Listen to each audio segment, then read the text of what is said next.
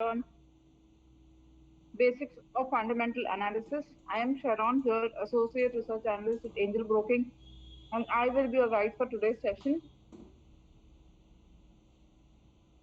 I'm really sorry for being late.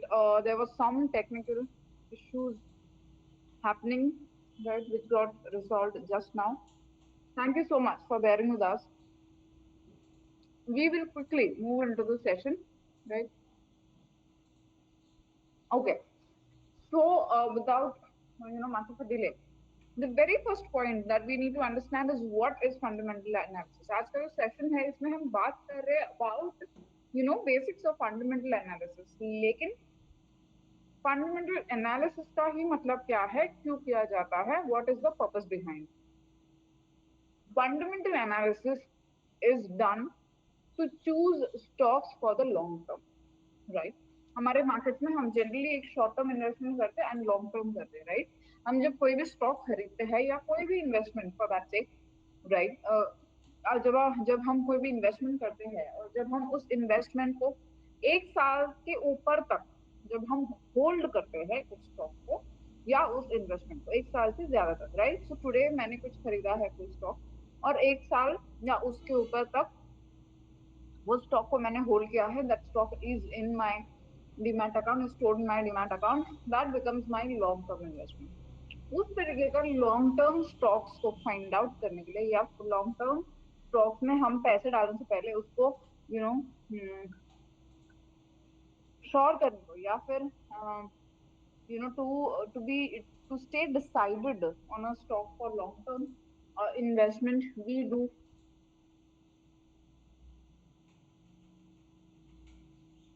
fundamental analysis, right? Fundamental is done for doing long term investment and short term investment के लिए technical analysis किया जाता है, right? अब यहाँ पर मैंने कुछ स्टॉक्स लिए हैं from different different sectors, right? 6 stocks लिए हैं फ्रॉम 6 डिफरेंट सेक्टर्स, राइट? मैंने क्यों लिया है स्टॉक्स यहाँ पर इस तरीके से, और मैंने यहाँ पर क्या किया है पता है? I have taken the purchase price and the CMP. So purchase price is 10 years before का प्राइस, राइट? 10 साल पहले का जो प्राइस थे इन स्टॉक के वो लिया गया है एंड अभी का प्राइस लिया गया है. So why have I done that? 10 साल पुराने वाला कंपैरिजन क्यों किया जा रहा है? क्योंकि जैसे मैंने कहा लॉन्ग टर्म हम देख रहे हैं कि लॉन्ग टर्म में जब इन्वेस्ट किया जाता है तो does long term investment give us returns is what we are trying to check.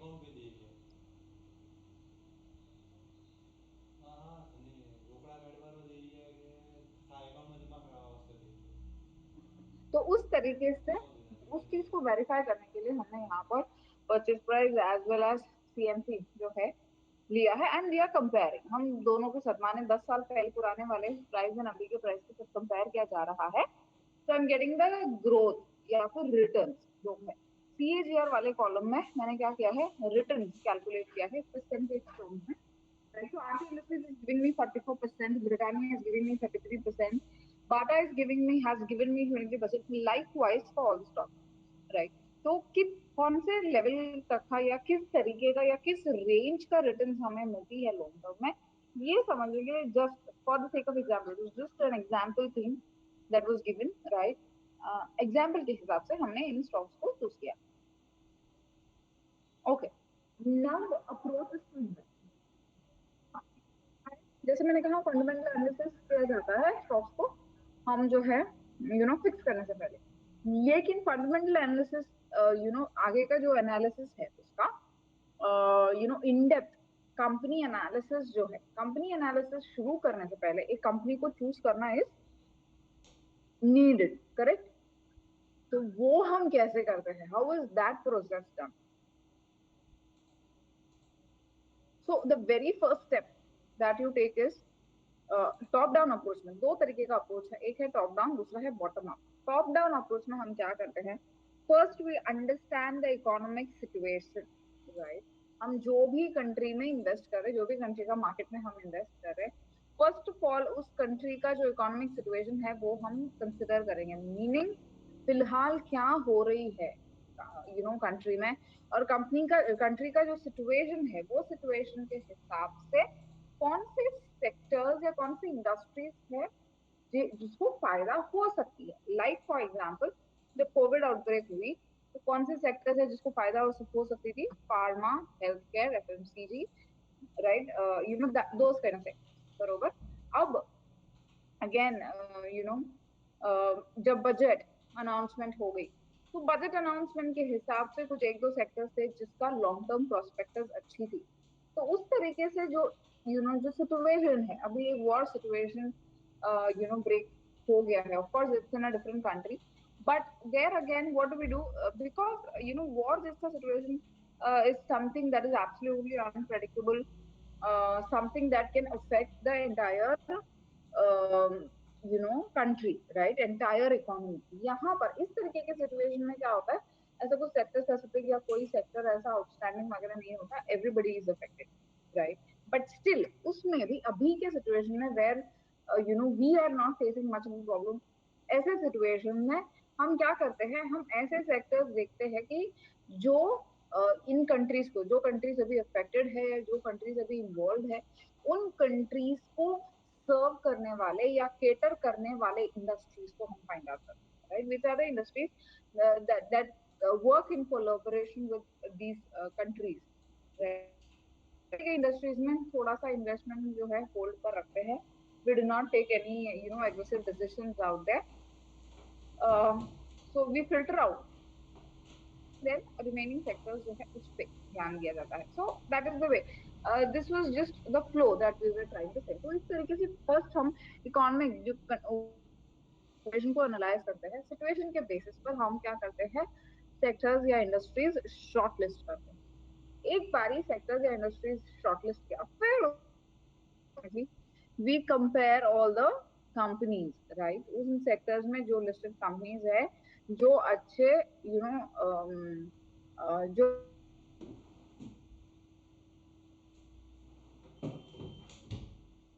penny companies are working. Of course, you would not analyze a stock, of course, right? For fundamental analysis stocks पर नहीं किया जाता। तो समझो आपने कोई industry या sector को शॉर्टलिस्ट किया, तो उसमें जो भी पेनी स्टॉक्स है उसको आप हटा दोगे, राइट। बाकी के जो सेक्टर्स है विच आर बाकी के जो कंपनीज है which are working, which are doing well, उस कंपनीज के आप जो है एनालिसिस करेंगे। अब वो जो कंपनी एनालिसिस जो है वो किस तरीके से किया जाता है, उसमें क्या क्या स्टेप्स इन्वॉल्व है, वो हम आगे के स्लाइड्स में देखेंगे। So this was about top-down approach, where you first understand the economy. Economy के हिसाब से आप सेक्टर या इंडस्ट्री को फिल्टर डाउन करते हो, फिर उस इंडस्ट्री से आप क्या करते हो, जो रेलेवेंट जो कंपनीज है, उन कंपनीज को आप आपस में कंपेयर करते हैं, राइट। कंपेयर करने के लिए जो पैरामीटर्स है, पैरामीटर्स हम आगे की स्लाइड्स में डिस्कस करेंगे। Okay. Then the second approach is bottom up approach. Now bottom up approach यहाँ पर क्या होती है ना, यहाँ पर इकोनॉमिक सिचुएशन पर ज्यादा ध्यान नहीं दिया जाता है, यहाँ पर कंपनीज पर ज्यादा ध्यान दिया जाता है। मीनिंग, फॉर एग्जाम्पल, जैसे मैंने अभी कुछ टाइम पहले कहा था कि हम इंडस्ट्रीज को फिल्टर डाउन करते हैं, राइट। तो जो इंडस्ट्री हमें लगती है कि इकोनॉमिक सिचुएशन के हिसाब से वर्कआउट नहीं करेगी, हम उस इंडस्ट्री को क्या कर देते हैं, साइड कर देते हैं। लेकिन बॉटम अप अप्रोच में वो चीज नहीं किया जाता है।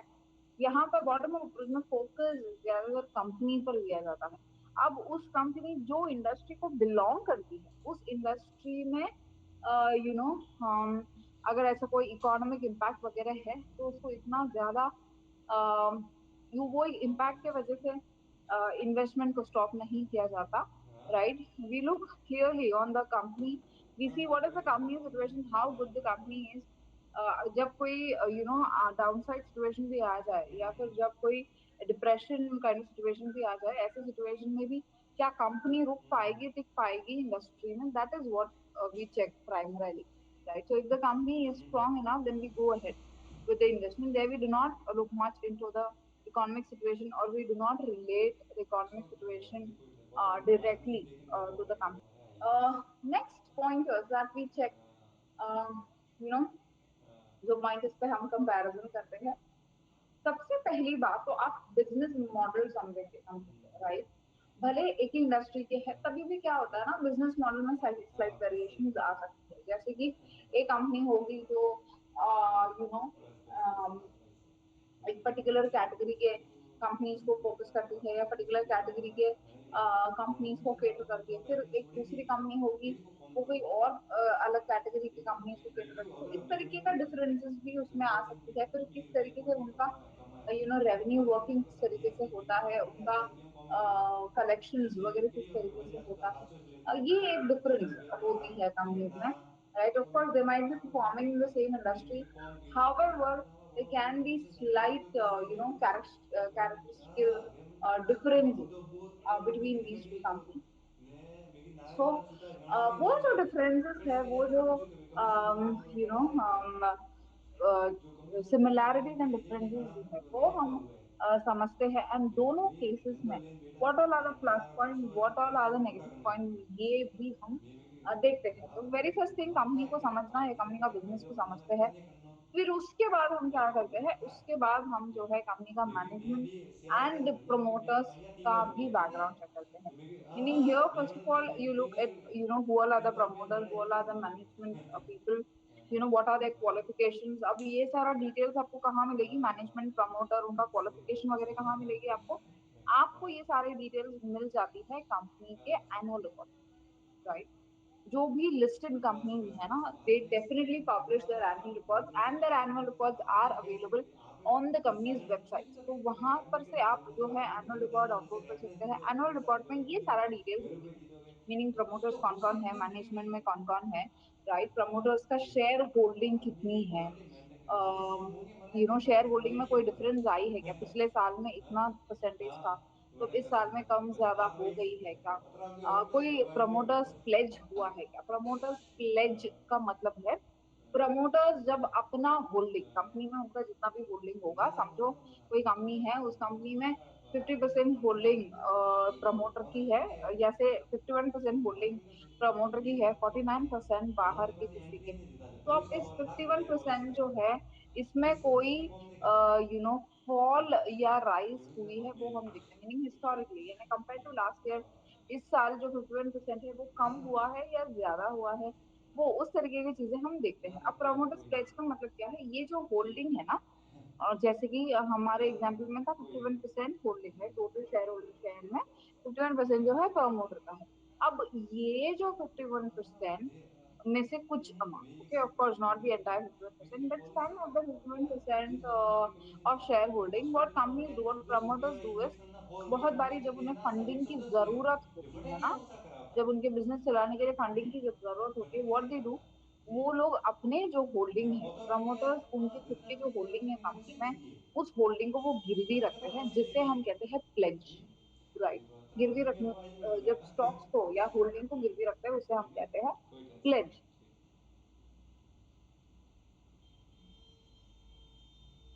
तो ये जो प्लेज है ना, दिस शुडंट बी इंक्रीज, माने परसेंटेज टर्म्स में समझो, इस बार ही आप देख रहे हो दैट जब क्वार्टरली रिजल्ट आई, तो जब उसके साथ जो भी अनाउंसमेंट हुआ, उस अनाउंसमेंट में आप देख रहे हो कि कंपनी पिछले क्वार्टर में, लास्ट क्वार्टर में जो है, प्रमोटर्स ने 10% शेयर, उनका जो 51% होल्डिंग है उसमें से 10% उन्होंने गिरवी रखी थी। इस बार का अनाउंसमेंट में या इस बार के रिजल्ट अनाउंसमेंट में आप देख रहे हो कि जो पिछले बार 10% था, वो इस बार हो गया है 15%, राइट? इस तरीके से जो है टेंडिंग टेंडिंग बढ़नी नहीं चाहिए। लास्ट टाइम 10% था, अब 15% हो गई। अब ये 15 का नहीं होना चाहिए, 20 का नहीं होना चाहिए 25, right? That is the basic फंडा दैट वी फॉलो। अब क्यों हम मना करते हैं इससे, क्योंकि जब प्रमोटर्स प्लेज बढ़ रही है, बार बार जब वो अपना होल्डिंग्स गिरवी रखते जा रहे हैं, दैट क्लियरली शोज कि वो अपना बिजनेस में से, उनका जो बिजनेस चल रहा है उस बिजनेस में से probably they are not able to earn enough, right? उनका बिजनेस पर्पस को मीट अप करने के लिए या उनके बिजनेस के लोन्स को फुलफिल करने के लिए जो अमाउंट चाहिए, probably they are not able to get it from the business, right? That is one problem. Second क्या होता है, तो दैट बेसिकली शोज इनएफिशिएंसी जो बिजनेस में हो रही है। सेकंड चीज क्या है, इस तरीके से अगर प्लेज कंटिन्यू होता जा रहा है या प्लेज बढ़ती जा रही है, आगे जाके क्या होगा, बर्डन आ जाएगी प्रमोटर्स पे, राइट? उन्होंने इतना सारा उनका जो होल्डिंग है गिरवी रख दिया है, अब इस सारे को जो है छुड़ाना होगा, that again becomes a burden on the promoters. And if in case अगर समझो वो अपना होल्डिंग्स छुड़ा नहीं पाए, या फिर प्लेज जो है वो लोग उस चीज को निकाल नहीं पाए, then what happens, the companies holding the company's leadership goes into somebody else's hand, right, जहां पर उन्होंने अपना होल्डिंग को गिरवी रखा है, ये लोग का जो कंपनी पर जो अथॉरिटी है वो अथॉरिटी भी चली जाएगी किसी और के पास. So these are the two risk factors, correct. Now that is a problem for investors as well, क्योंकि इस तरीके का जब इश्यूज आती है ना कंपनी में, तो बिजनेस की वैल्यू घटने लग जाती है, मार्केट में भी इस कंपनी का ओवरऑल वैल्यू घटने लग जाती है. So that becomes a loss for you. So when there is a fall in value or decrease in value, what happens is share की वैल्यू भी गिरती है एंड वो डायरेक्टली आपके पोर्टफोलियो में उस चीज का इम्पैक्ट आ जाती है. All right. So we, talked about the management. We talked about the promoters pledge. Then we are talking about looking at some other parameters. अब ये जो चीजें हैं, especially the management details, right? Promoters pledge जो है हर quarter company release करती है, annual report में भी होता है.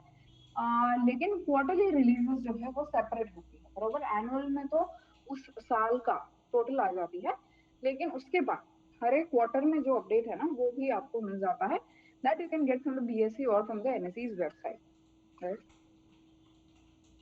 Okay. Now, apart from that, what else do you check on in the annual report? I also go to the management discussion and analysis segment. अब management discussion and analysis segment में क्या होता है? What is the need over there?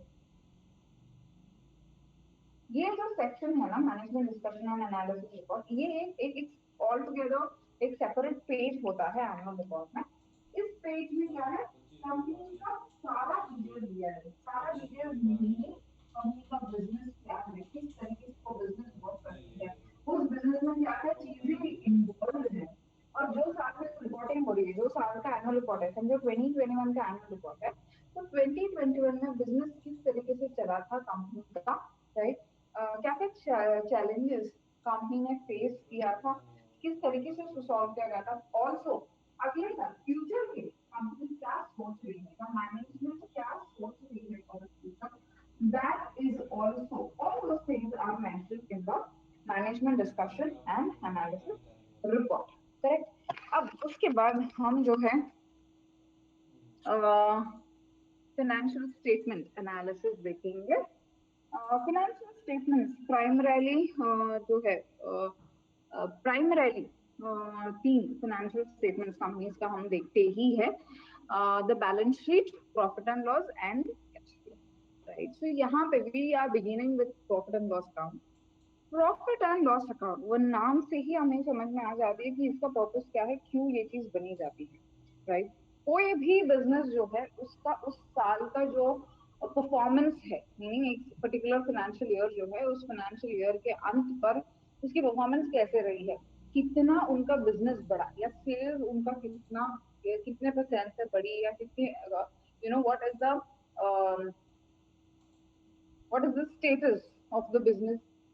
उसके बाद ये जो भी वो बिजनेस कर रहे हैं, इसमें से वो प्रॉफिट अर्न कर पा रहे हैं या नहीं, वो देखते हैं, right. Profit, are they able to earn profit out of it, right. अगर प्रॉफिट हुआ है कितना, अगर लॉस हुआ है कितना, ये सारों का जो अकाउंटेबिलिटी जो है वो हमें प्रॉफिट एंड लॉस अकाउंट से मिलती है.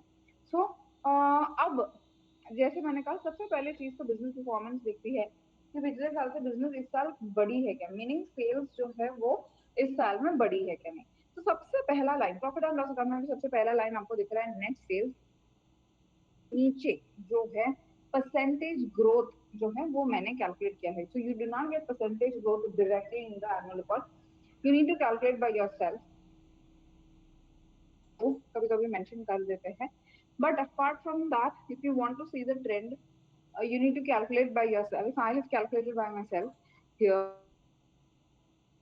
5 साल का लिया है एंड 5 साल का जो है ग्रोथ ट्रेंड जो है कंपनी का बिजनेस ग्रोथ ट्रेंड, वो मैंने यहाँ पर चेक किया है. that the business growth is happening in a range bound manner, correct. 8%, 12%, जो उस रेंज में 6 to 12% के रेंज वो में कंपनी की बिजनेस जो है वो ग्रो कर रही है या बढ़ रही है. ना उसके बाद अब प्रॉफिट अगर आपको समझना है तो क्या करना पड़ेगा, जो भी जितना भी बिजनेस हुआ है उसमें से खर्चे जो सारे भी है, जितने भी एक्सपेंसेस है, उन एक्सपेंसेस को हमें पहले डिडक्ट करना पड़ेगा। अब यहाँ पर so when you prepare profit and loss account, the profit and loss account is breaking down into several segments, right. पहला तो सेल्स देते हैं, उसके बाद फाइनल प्रॉफिट या नेट प्रॉफिट देखने से पहले एनालिसिस पर्पस के, एनालिसिस पर्पस के लिए हम क्या करते हैं, कंपनी का ऑपरेटिंग प्रॉफिट या earnings before interest tax depreciation and amortisation, ये एक चीज पर भी फोकस करते हैं।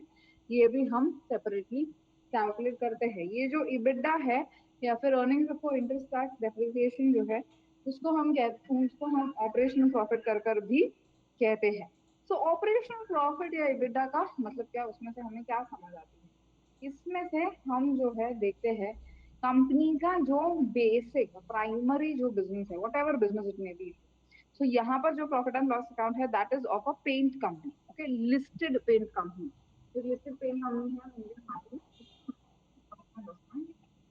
तो अब देखो इस जो कंपनी है इसका बिजनेस प्राइमरी मेन बिजनेस क्या है, पेंट बिजनेस, राइट, पेंट बनाना एंड पेंट को सेल करना।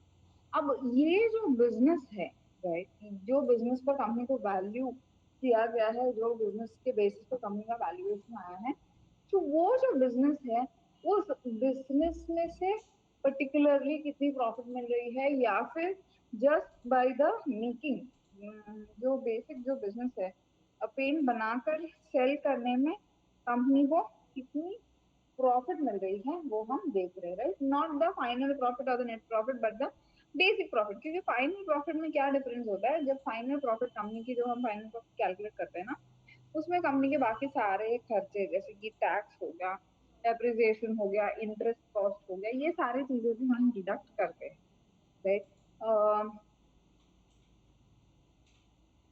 ताकि हमें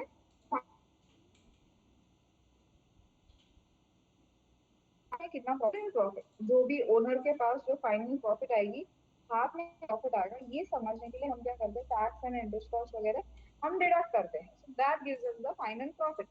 लेकिन EBITDA या ऑपरेटिंग प्रॉफिट में क्या होती है, आप जो इस सारे फैक्टर्स को कंसिडर नहीं कर रहे हो, ये जस्ट सीइंग कि पेन बना के सेल करने तक कितने में मुझे कितनी प्रॉफिट या कंपनी को कितनी प्रॉफिट आ रही है। Okay, so that we check one, so for that what we do, net sales में से हम ऑपरेशनल कॉस्ट जो भी है वो डिडक्ट करते हैं, you get the operational profit. अब एक बार ये प्रॉफिट जो है अमाउंट टर्म्स में मिल गया, सिर्फ अमाउंट देकर हम बहुत बारी डिसीजन करेक्ट नहीं ले सकते, right. Many times it happens that profit का नंबर अमाउंट जो है कम लग रहा है, लेकिन उस साल में प्रॉफिट हो गई है, और अगले साल जब प्रॉफिट दिख रही है उस साल में लॉस हो गई है। तो इस तरीके का मिसमैचेस नहीं होना चाहिए। ये कब होती है, जब हम मार्जिन ना कैलकुलेट करें। मार्जिन कैलकुलेट करने पर क्या होता है ना, we are converting the sales into percentage, या फिर वी आर सीइंग कि जितना भी बिजनेस किया है कंपनी ने उस बिजनेस में से बेसिक प्रॉफिट का जो परसेंटेज है वो कितना अर्न कर पाए, या फर्स्ट लेवल प्रॉफिट कंपनी कितना अर्न कर पाए, ये हम देखते हैं बहुत बार, right. So EBITDA margin is calculated by EBITDA divided by sales into 100, right? EBITDA divided by sales into 100, you get the percentage terms। उसके बाद हम क्या करते हैं, we add in all the other expenses related to the business, and all those expenses are deducted at once, then you get the net profit of the company। नहीं नहीं हो रही है। ठीक है रिकनेक्ट Okay। करो। Okay, after this what we do, we are quickly jumping into the balance sheet. तो ये हमें जो है बेसिक हमने समझ लिया था, एनुअल हर साल का जो है हम ग्रोथ देख रहे हैं। फर्स्ट ऑफ ऑल सेल्स का जो ग्रोथ है वो फर्स्ट रेंज में भी है कि नहीं वो देखना है, क्योंकि बहुत बार क्या हो जाता है, कोई तो कंपनी एक साल में 10% अनाउंस करते हैं प्रॉफिट, अगले साल में 50% हो जाती है, फिर 100% हो जाती है।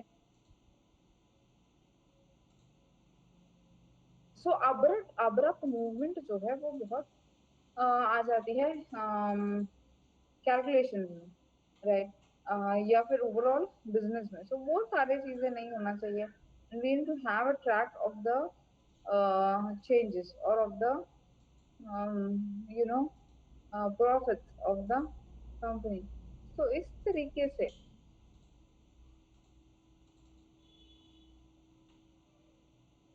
से जो है वो प्रॉफिट मार्जिन भी कैलकुलेट किया जाता है. Now after that what we do, we check the balance sheet. Balance sheet माने क्या होता है, इसमें प्राइमरी दो सेगमेंट होती है, लाइबिलिटीज एंड एसेट्स. अब यहाँ पर एसेट्स में जो है कंपनी का जितना भी टोटल खुद का जितना भी है, all those prices are saved in the box. तो बैलेंस शीट जो है वो प्राइमरी कंपनी का टोटल वेल्थ, कंपनी के पास जितनी भी संपत्ति है उस संपत्ति का एक रिकॉर्ड पेश किया जाता है. मीनिंग उस कंपनी के पास what is the total wealth, कितने कितना पैसा कंपनी के पास फिलहाल है, क्या क्या चीजों में ये पैसे को खर्च किया जाता है, मीनिंग कंपनी के ग्रोथ के लिए कहाँ कहाँ स्पेंड किया जाता है, ये सारा वहां पर डिटेल्स होती है, right. That you know sale of assets में से कितने पैसे कंपनी के पास आ गई, कंपनी के पास ओवरऑल डाउट्स कितने, सॉरी ओवरऑल फंड्स कल ठीक कितने है हैं, चलाना ये आपको सारी चीजें बैलेंस शीट में देखा जाता है. प्लस कंपनी ने लोन वगैरह कुछ लिया है क्या, कितना प्रतिशत लोन लिया है, किस पर डिपेंड कर रही लोन के लिए, ये सारी चीजें हमें जो है बैलेंस शीट में मिल जाती है. फिर उसके बाद you also have the capital work in progress. Meaning right now project कितने कितने चालू है, कितने अमाउंट के जो प्रोजेक्ट्स करंटली चालू है, ये सारा डिटेल्स वहां पर मिल जाती है. फिर जो है हम quickly we are coming down to cash flow. Cash flow बाकी के दो स्टेटमेंट से थोड़ा सा डिफरेंट हो जाता है, राइट. बाकी के दो स्टेटमेंट्स में जैसे वो कहते हैं कि पैसा आ गया या फिर कोई सेल हो गया, वैसे के वैसे हम जो है उस पैसे को ऐड कर देते हैं, बरोबर. But that is not how it has to be done, because cash flow में हम क्या करते हैं कि एक्चुअल में कैश हाथ में कितना है ये समझने के लिए करते हैं.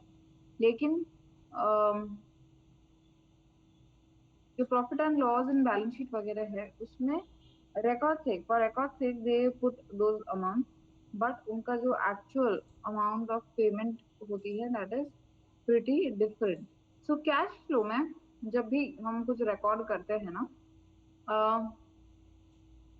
एग्जैक्ट कैश ट्रांजैक्शन जो कंपनी की होती है वो कैश ट्रांजैक्शन को हम रिकॉर्ड करते हैं. मीनिंग सर एक इन एक बिग बिजनेसेस, बड़े बड़े बिजनेसेस में क्या हो जाती है, बाद में तुम पढ़ the company get an order, right, कुछ प्रोडक्ट के लिए ऑर्डर मिल गया है. वीक पिएगा जब ऑर्डर दिया जाता है या जब फिक्स करते हैं तब एडवांस के तौर पर कुछ अमाउंट दिया जाता है. हाँ सर जब प्रोडक्ट डिलीवर करते सर हैं तब इन्वेस्टमेंट थोड़ा सा कंपनी अमाउंट दिया कैसे जाता है. करेंगे उसमें फिर कंपनी काम थोड़ा सा करेगी अमाउंट बच जाती है जो वो लोग फ्यूचर डेट में क्रेडिट सेल्स करके दे देते हैं, राइट. लेकिन जब रेसीट बनती है पूरे के पूरे अमाउंट का रेसीट बनता है, right. It is not shown that only this much amount is being given and the rest is unpaid. इस तरीके से नहीं दिखाया जाता. जितना भी स्पेंडिंग हो गई है या उसी मैटर पर या उसी चीज पर होने वाली है, उस चीज का एक रिकॉर्ड वहां पर बन जाता है. And that record is taken here for calculation, meaning profits कितनी थी, अच्छा uh, उस प्रॉफिट में से कितने पैसे कहाँ कहाँ किस तरीके से स्पेंड हुआ है, इस चीज का एक एक्चुअल आउटपुट यहाँ पर आपको कैश फ्लो में मिल जाती है.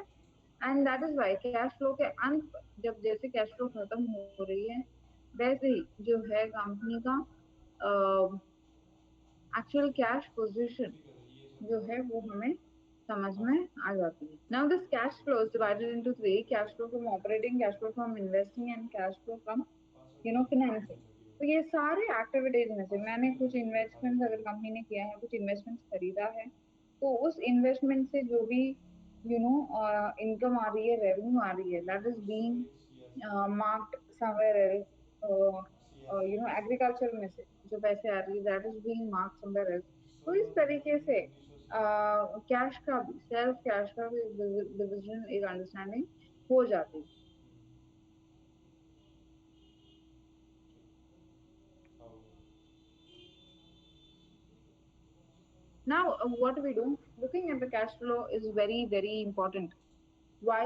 क्योंकि जैसे मैंने कहा, प्रॉफिट एंड लॉस अकाउंट में जैसा रेसीट बनती है, राइट, और जो भी अमाउंट का रेसीट बनता है उस अमाउंट सेल्स के तौर पर दिखाया जाता है। लेकिन कैश फ्लो में क्या होता है, जो एक्चुअल में रिसीव हुआ है वही अमाउंट वहां पर दिखाया जाता है, वो फिगर वहां पर दिखाया जाता है। So that is why comparing both of them is required. क्योंकि जैसे यहाँ पर देखो, कंपनी है जिसका सेल्स, जिसका प्रॉफिट हमेशा इंक्रीज होता था, और जब वो ग्रोथ होती थी परसेंटेज वाइज, तो वो परसेंटेज भी बहुत बड़ी थी, राइट। इट वाज 180%, 22%, 24%, इस तरीके से इंक्रीज जो है आ रही थी। ओवरऑल कंपनी का अगर आप ऑपरेटिंग एक्सपेंस देखेंगे तो उसमें डिफरेंट स्टोरी। अब यहाँ पर जो मैंने cash flow statement, cash flow from operations जो काम, मनपसंद बेवरेजेस, तो मनपसंद बेवरेजेस का सिचुएशन हम सभी जानते हैं, that things are not good with the company. और वही चीज उनके हो रहे कि किस तरीके से वो अर्न करते थे, कहाँ कहाँ पे किस तरीके का स्पेंडिंग होता था, पैसे को कैसे मैनेज किया जाता था, ये सारा डिटेल कंपनी के कैश फ्लो अगर आप देखेंगे तो उसमें से भी समझ में आ जाएगी। अब जो है हम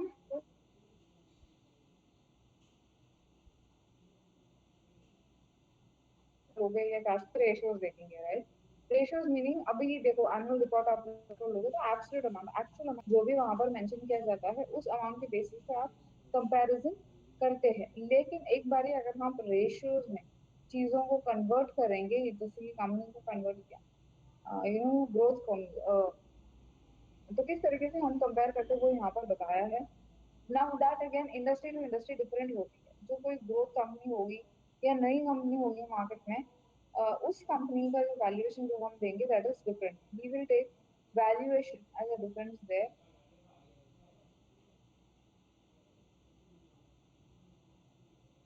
नॉर्मली अक्रॉस द बोर्ड जो है हम across the board, we select the PE ratio, right? Where what we do, we compare the company's stock price with the company's profits. company जितने भी प्रॉफिट बनाती है उस प्रॉफिट को कंपनी के सेक्टर पर या उस कंपनी पर ध्यान दिया जाता है, या फिर हम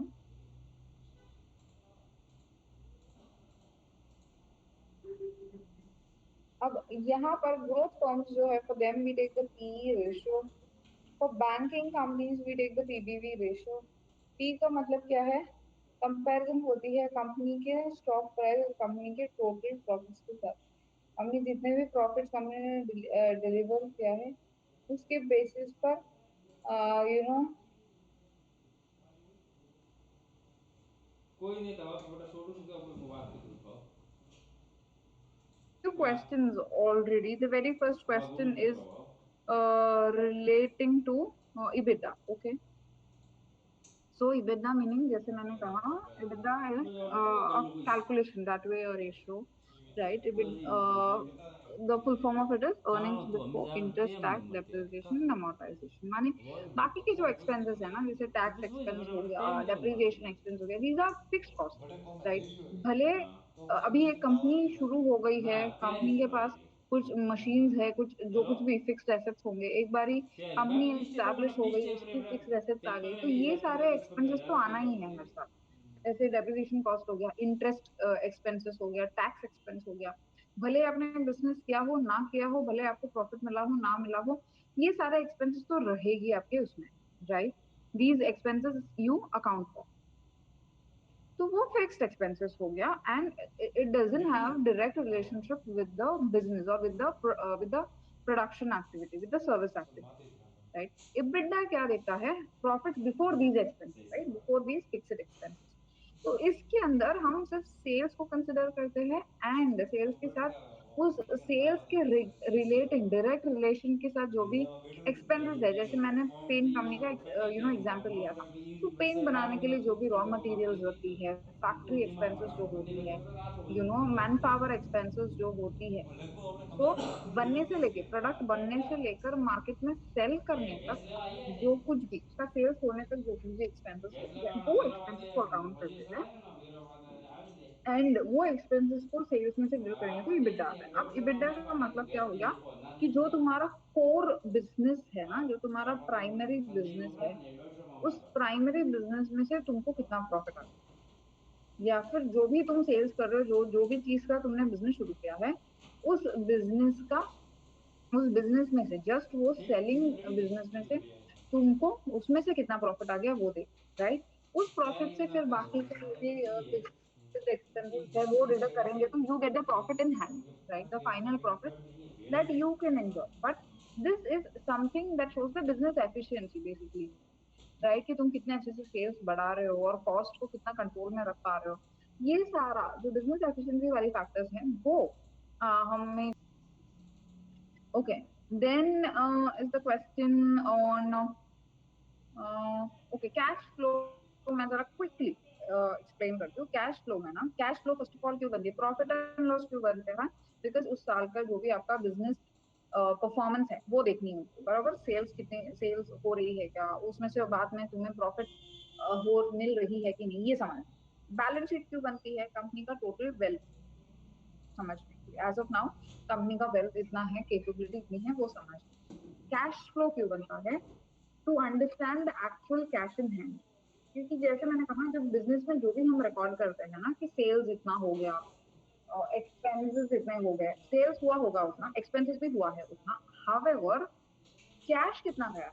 जब तुम्हारे 100 करोड़ का समझो सेल्स हुई है, तो क्या 100 करोड़ पूरा तुम्हें मिला है या सभी सिर्फ 70 करोड़ मिला, 30 crore is still in your client's hand, you will get it on a later date, right?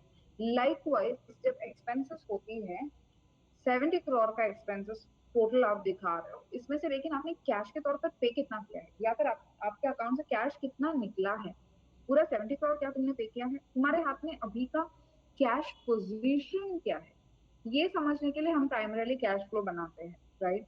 Now cash flow is divided into 3 different segments. वो हम डीपर एनालिसिस में जब आएंगे तब जाकर वो समझ आएगी। बट द बेसिक कॉन्सेप्ट और basic purpose of creating a cash flow is to understand the cash position of the company at the end of each year. Now, cash flow should ideally be increasing every year and it should be somewhere in line with your profits, right? Exact profit के साथ आपका match नहीं होगा cash flow, क्योंकि जैसे मैंने कहा businesses में हमेशा थोड़ा बहुत आउटस्टैंडिंग पेमेंट्स होती है।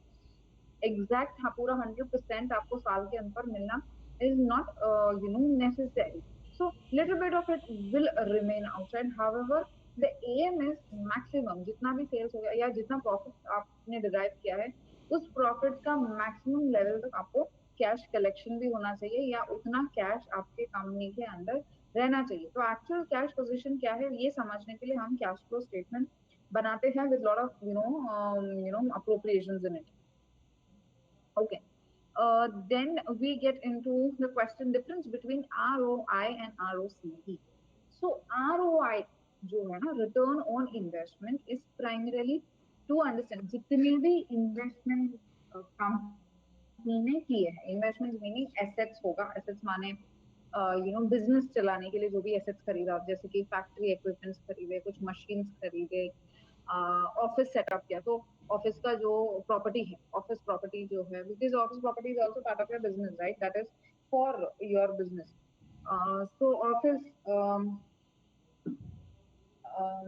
प्रॉपर्टी वो एक आपका इन्वेस्टमेंट हो गया। उसके सिवा कंपनीज जो भी इन्वेस्टमेंट करती है, म्यूचुअल फंड में इन्वेस्ट करती होगी, कुछ और किसी और के कोई और कंपनी के इक्विटी में इन्वेस्ट किया होगा, ये सारे ये दोनों चीज, तो योर बिजनेस इन्वेस्टमेंट और आपका जो डायरेक्ट बिजनेस के लिए जो इन्वेस्टमेंट होती है in the form of machines, in the form of properties, in the form of buildings, वो plus the other investments that you make, right, to earn extra money. अब ये जो एसेट्स वगैरह आप बनती है वो तो आपका main business, it is part of your business, right. आपको बिजनेस क्रिएट करने के लिए या प्रोडक्ट क्रिएट करने के लिए आप ये सारा इन्वेस्टमेंट करते हो। अब उसके सिवाय extra income, other source of income के लिए आप क्या करते हो, थोड़ा बहुत इन्वेस्टमेंट भी करते हो। ये दोनों का टोटलिंग आती है, एंड हम देखते हैं कि ये टोटल जो इन्वेस्टमेंट किया है कंपनी ने, इसमें इसमें रिटर्न्स कितने आ रही है, जितने भी टोटल किया है, इस इन्वेस्टमेंट्स में से कंपनी को प्रॉफिट्स कितनी आ रही है या इनकम कितनी आ रही है, वो हम चेक करते हैं आरओआई में। अब आरओ होती है clearly, you know just basic business, जिस तरीके से इबिडा बेसिक बिजनेस का या प्रॉफिट समझती है, उसी तरीके से आरओसी में क्या होता है, जो इनका प्राइमरी बिजनेस है ना, जैसे कि पेन बनाने की बिजनेस है, तो इस बिजनेस के लिए जो कुछ भी एसेट सेटअप किया है या जितना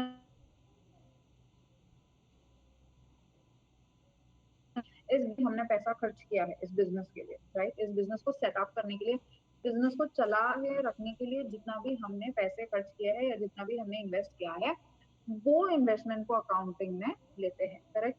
it can be your inventory also, जो भी आपका इन्वेंट्री भी पड़ी है वेयर हाउस में, उसको भी कंसिडर किया जाता है, राइट। आपके बैंक बैलेंस को भी कंसिडर किया जाता है। So the entire investment that you have done for the working of your business, उसको कंसिडर करते हैं। तो वो बेसिस पर, तो उस बिजनेस के लिए जो भी आपने इन्वेस्टमेंट किया है, उस इन्वेस्टमेंट पर आपका बिजनेस में से कितना प्रॉफिट आ रहा है, वो हम देखते हैं, प्राइमरी बेसिक कोर बिजनेस।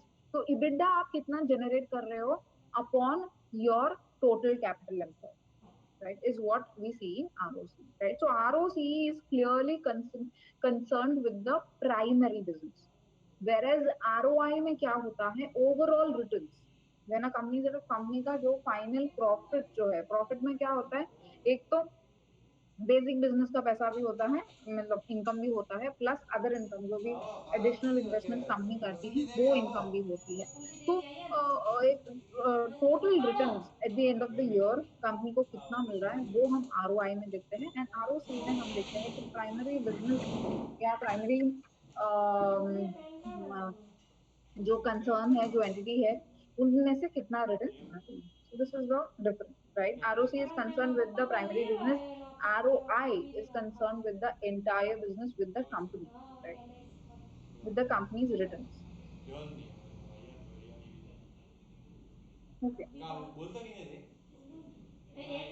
बात पूरी रहता है बोल Depreciation to be explained. So depreciation is nothing but जो भी fixed assets होती है ना, fixed assets माने आधार कार्ड करता है कंपनीज जब या businesses जो है उनका जैसे समझो अगर उनके फैक्ट्रीज है, फैक्ट्रीज में जो भी वो लोग मशीन इक्विपमेंट्स लगाते हैं बिजनेस पर्पज के लिए, अगर उनका कोई व्हीकल्स है, व्हीकल, तो जैसे मैंने कहा बिजनेस के लिए अगर उनका कोई ऑफिस सेटअप है, और अगर अगर वो ऑफिस जो बिल्डिंग है, वो बिल्डिंग जो जगह है, प्लॉट जो है, इफ दैट इज द बना कंपनीज सकते ओन, हैं तो ये सारे जो खुद के इस तरीके के जो एसेट्स होते हैं ना, ये सारे एसेट्स आफ्टर सम टाइम इसकी वैल्यू घटती जाती है। Okay, let me take a very simple example, let me take a life example. Say for example आपके पास कोई प्राइवेट व्हीकल है, बी अ कार और be a motorcycle, you have a vehicle for yourself. Now what happens, आपने अगर आज vehicle जो है आपने ऑन रोड इसको खरीदा है फॉर 95,000 से 90,000, ओके, अंगूठा देगा साइन करो दे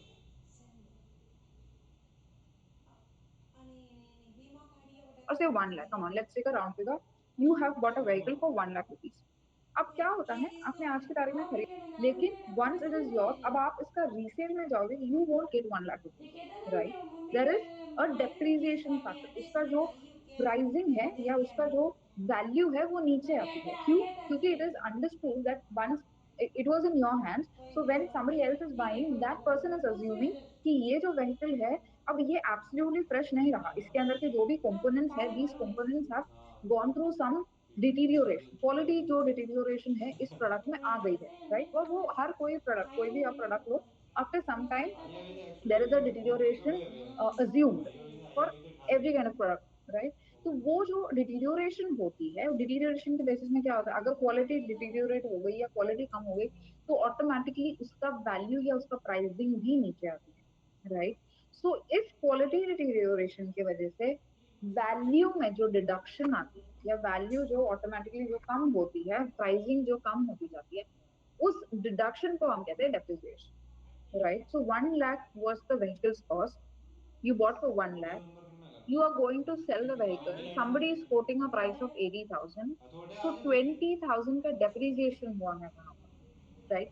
Now depreciation companies में when we make a profit and loss account and when we make a balance sheet, जो भी एसेट्स कंपनी का होता उधर है ना, आओ जैसे आगे इक्विपमेंट्स हो डालो गए, व्हीकल्स हो गए, मशीनरी हो गई, ये सारों का एक लाइफ एस्टिमेट किया जाता है। मीनिंग आज समझो 20 लाख रुपए देके कोई मशीन खरीदा है फालतू कंपनी तो ने, किसने की थी एंड दे एस्टिमेट भाई कि क्या इस मोबाइल इस नंबर मशीन का जो लेकिन लाइफ यार है ईमेल आईडी वो लॉगिन लाइफ रहेगी भाई 10 साल। एग्जिक्यूटिव ये तो ऑफर पैसा 10 साल के ऑफर ऐसे बाद नहीं इसका ऐसे कोई लाइफ नहीं होगी या इसमें से ऐसे फोन प्रोडक्शन नहीं हो सकती, इसकी जरूरत इसका जो आउटपुट है वो नहीं होगा।